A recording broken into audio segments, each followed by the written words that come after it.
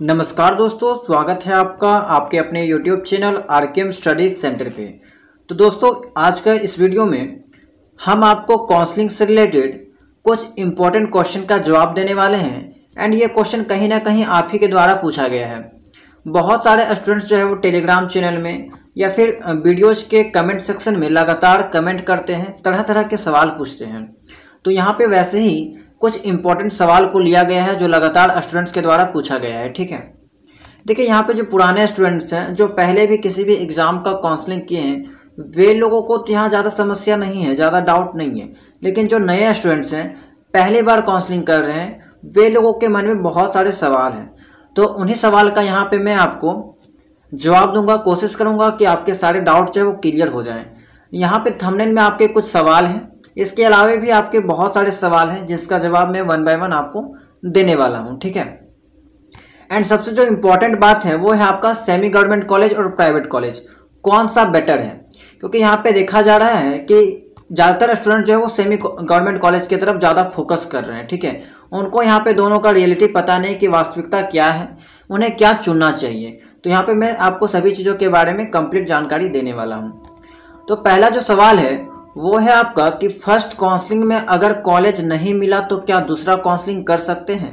तो बिल्कुल हाँ। ठीक है, पहला जवाब जो है आपका हाँ है, बिल्कुल आप कर सकते हैं। फर्स्ट काउंसलिंग में अगर आपको कोई कॉलेज नहीं मिला तो दूसरा में कर सकते हैं, दूसरा में नहीं मिला तो तीसरा में कर सकते हैं, तीसरा में भी नहीं मिला तो चौथा में कर सकते हैं। ठीक है, अंतर क्या है? देखिए यहाँ पे बस दिक्कत क्या आएगा कि आपको पेमेंट लगने वाला है, फीस जो है वो आपको लगने वाला है।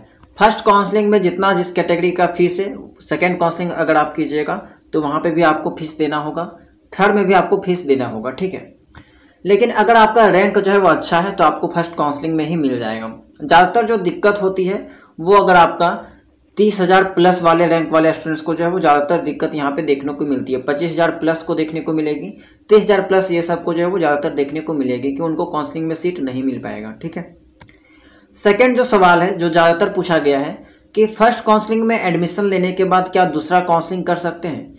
देखिए दोस्तों, अगर आप एडमिशन ले लेते हैं फर्स्ट काउंसलिंग में, अगर किसी कॉलेज में आपको सीट अलॉट हुआ, अगर आप उनमें एडमिशन ले लीजिएगा तो फिर आपको सेकेंड काउंसलिंग करने का कोई फ़ायदा नहीं है। कर तो सकते हैं, कोई दिक्कत नहीं, कोई रुकावट नहीं है, लेकिन आपको जो यहाँ पे सीट नहीं मिलेगा। ठीक है, मिल भी जाएगा तो आप एडमिशन नहीं ले सकते हैं। ठीक है, आपको एडमिशन जो है वो पहला वाला कैंसिल करवाना होगा, वो कॉलेज में जाके आपको करवाना होगा। तो ये बहुत थोड़ा लंबा प्रोसेस हो जाएगा। ठीक है, तो ये आप जो है वो नहीं मानिए।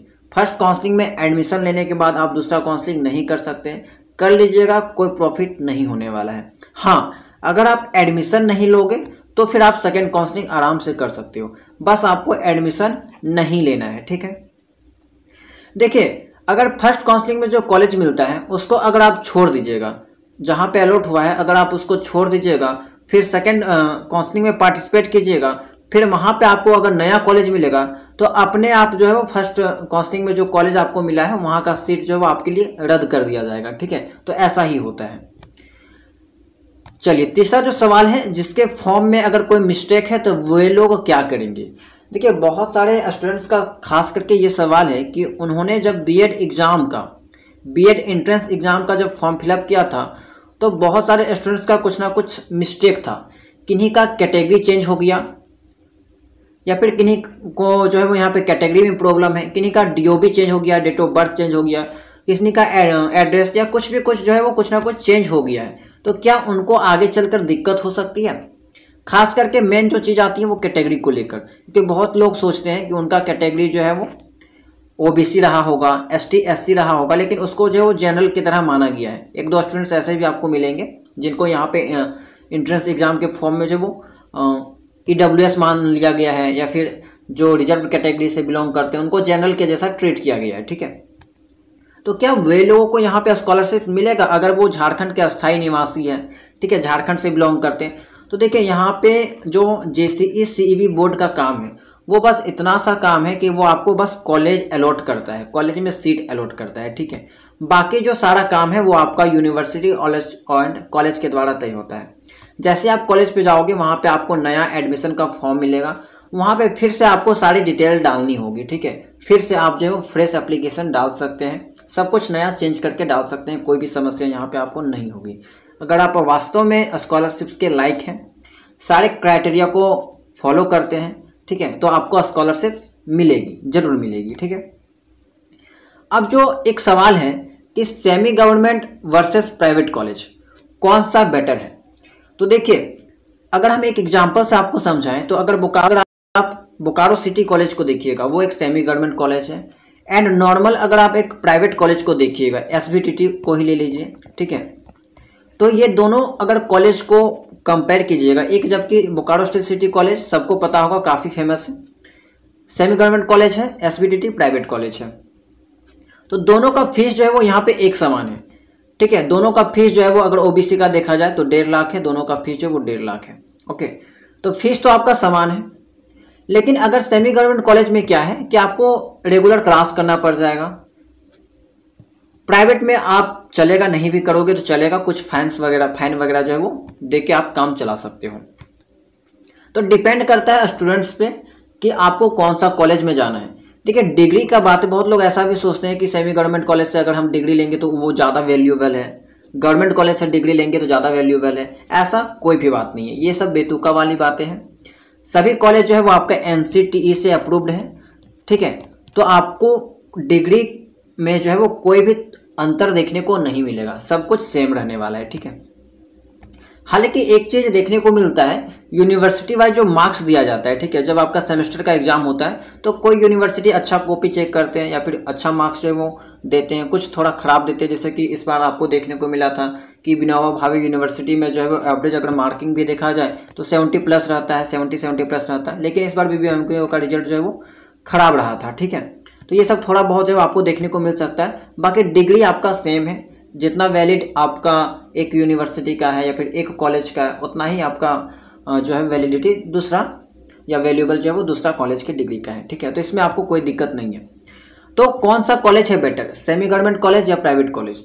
तो देखिए अगर आपके घर के सामने प्राइवेट कॉलेज है, प्राइवेट कॉलेज आने जाने में अगर सुविधाजनक लगता है तो आप बेझिझक प्राइवेट कॉलेज में एडमिशन ले लीजिए, क्योंकि कोई अंतर यहाँ पे नहीं है। अगर आप क्लास नहीं करना चाहते तो आराम से प्राइवेट में लीजिए, थोड़ा बहुत जो है फीस वगैरह दे के आप काम चला सकते हैं। लेकिन वही चीज़ जो है वो ज़्यादातर सेमी गवर्नमेंट कॉलेज में जो है वो कंप्रोमाइज़ नहीं किया जाता है, ठीक है। कहीं कहीं नहीं किया जाता है, कहीं कहीं पे कर दिया जाता है। तो ये सब चीज़ें जो है वो अगर मेरे से पूछा जाए, हमसे अगर पूछा जाए कि दोनों में से कौन सा कॉलेज बेटर है, तो मुझे कहीं ना कहीं प्राइवेट अच्छा लगता है। क्यों?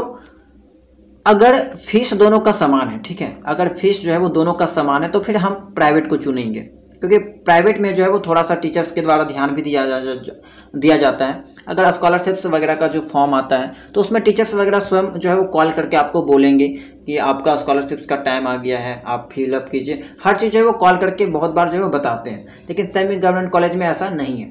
जितना फैसिलिटी इसमें देखने को मिलेगा आपको प्राइवेट में, उतना आपको सेमी गवर्नमेंट कॉलेज में ज़्यादातर नहीं देखने को मिलता है, ठीक है। मैं सभी सेमी गवर्नमेंट कॉलेज के बारे में बात नहीं कर रहा हूँ, लेकिन कुछ ऐसा सेमी गवर्नमेंट कॉलेज है जहाँ पे ऐसा सब देखने को नहीं मिलता है। तो अगर आप सेमी में जा रहे हो तो थोड़ा सा आप पता लगा लेना कि आपके आसपास जो है जो सेमी गवर्नमेंट कॉलेज है उसमें फ़ीस कितना है, क्या क्या एक्स्ट्रा चार्जेज हैं, या फिर जो फैसिलिटी वगैरह जो है वो कैसा है। तो ये चीज़ आप देख लीजिएगा। बाकी मेरे अकॉर्डिंग ये ठीक रहने वाला है अगर फीस समान है तो। एंड दूसरा प्रेफरेंस यही मानेंगे कि अगर आपका घर से आने जाने में जो सुविधाजनक लगता है, जो घर के आमने सामने है, ठीक है, वो आपका बेटर है। बाहर में अगर रूम लेके रहोगे तो उसमें और भी नुकसान है कि रूम रेंट अलग लगने वाला है। बहुत से लोग होते हैं जिसके आसपास कॉलेज नहीं है, वो लोग दूसरा जगह जाकर रूम लेके रहते हैं, ठीक है, रूम रेंट में रहते हैं, तो उनका फिर एक्स्ट्रा पैसा लगने वाला है, झूठ मूठ का यहाँ पे वेस्ट होने वाला है। तो ऐसा करने की कोई आवश्यकता नहीं है, आप घर से भी कर सकते हो। इसके अलावा दोस्तों एक सवाल ये भी पूछा जाता है कि क्या एडमिशन के बाद ट्रांसफ़र हो सकता है? तो देखिए एडमिशन के बाद अगर आप कॉलेज ट्रांसफ़र करना चाहते हो तो हो सकता है, लेकिन यहाँ पे भी थोड़ी सी समस्या आपको देखने को मिलेगी, ठीक है। कहीं कहीं क्या होता है कि आपका फीस जो आप पे करते हैं फीस, तो उसमें थोड़ा सा डिडक्शन हो जाता है। प्रिंसिपल वगैरह जो है उस कॉलेज का थोड़ा सा माइनस कर सकते हैं, ठीक है। पूरा फीस जो है वो रिफ़ंड नहीं करते हैं, कहीं कहीं पैसा देखा जाता है। तो बेहतर कोशिश कीजिएगा कि ऐसा नौबत ना आए। उसके अलावा बीएड में स्कॉलरशिप किसको मिलता है? तो बीएड में स्कॉलरशिप जो है वो आपका झारखंड के अस्थायी निवासी को मिलता है, जिसमें आपका रिजर्व कैटेगरी है ओबीसी यानी कि BC1 BC2 ST SC, ठीक है, ये लोगों को स्कॉलरशिप्स का फ़ायदा मिलता है। तो दोस्तों यहाँ पे मैंने आपको जो है वो कुछ इंपॉर्टेंट क्वेश्चन जो लगातार बार बार स्टूडेंट से पूछे जा रहे थे उनका जवाब देने का प्रयास किया है। आई होप कि यहाँ पे अब जो है वो आपका लगभग अगर इनमें से कोई डाउट होगा तो अच्छे से क्लियर हो गया होगा। इसके अलावा भी अगर आपका कोई डाउट रह जाता है, कोई भी संदेह रह जाता है, प्रश्न रह जाता है, तो आप लोग कमेंट सेक्शन में जो है वो ज़रूर पूछ लीजिएगा या टेलीग्राम चैनल में पूछ लीजिएगा, ठीक है। मैं आपको नेक्स्ट वीडियो में या फिर कमेंट का रिप्लाई देके जो है वो बता दूंगा उसका जवाब। ओके, तो चलिए मिलते हैं हम लोग नेक्स्ट वीडियो में। एंड सबसे मोस्ट इम्पॉर्टेंट बात कि अगर आपको इस चैनल से ज़रा सा भी हेल्प मिलता होगा, कुछ ना कुछ जानकारी मिलती होगी, तो चैनल को सब्सक्राइब जरूर कर लीजिएगा, क्योंकि अगर आप टीचिंग फील्ड से कनेक्टेड हैं तो ये चैनल आपके लिए काफ़ी हेल्पफुल रहने वाला है, ठीक है। बीएड में आप नाम लिखाओगे, बीएड सेमेस्टर का एग्ज़ाम दोगे, इसके अलावा आगे चलकर सीटेट का एग्ज़ाम दोगे, तो यहाँ पे लगातार जो है वो ये चैनल की मदद से आपको हेल्प की जाएगी। तो चैनल को ज़रूर सब्सक्राइब कर लीजिएगा। टेलीग्राम चैनल से नहीं जुड़े होंगे तो जुड़ जाइएगा। तो चलिए मिलते हैं हम लोग नेक्स्ट वीडियो में।